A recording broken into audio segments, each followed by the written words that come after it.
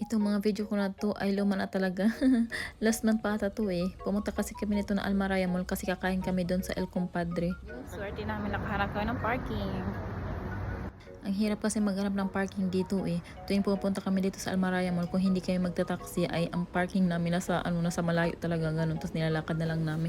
Kaya nga pala kami inimbita ni Kuya Elmar kasi nung nakaraan ng birthday niya, hindi nakahabol yung asawa ko. Kasi nga ang daming nakapilang tao sa labas doon sa Kabayan Gourmet kaya hindi na siya nakahabol. Tapos akala ko ang tawag sa kainan na to ay Only Wings.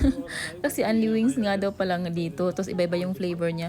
Hindi pala, El Compadre pala ang tawag sa restaurant na to.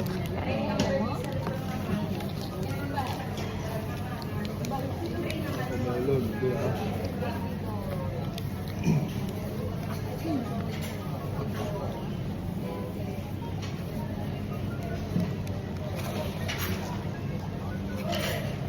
Ang sarap din pala ng pagkain nila dito, lalo na yung kanin, ang sarap-sarap. Naka 2 rice nga ako, eh. Matakaw kasi ako sa kanin, eh. Tapos yung mga wings, iba-ibang flavor niya at ang sasarap pa. Only wings nga pala ito, kaya pag nakulangan kayo, magpa-serve lang kayo ulit. Pero kung hindi niyo naman po mauubos, ay magbayad po kayo ng charge, ganun. May bayad po yun, kasi sayang din naman, eh. Dito nga pala ito sa Almaraya Mall, dito ata malapit sa may cinema. After namin kumain, ay hinatid na din namin yung mga ka-work ko. Tapos pauwi na din kami nito kasi sumakit yung ulo ng asawa ko. Ang layo pa naman ng ng pinanggalingan namin, tapos kumain lang kami dito sa city, tapos ngayon uwi na kami. May sumakit talagang ulo niya, wala tayong magagawa. Ayun. Yan lang. Bye kamayo. Say bye kamayo.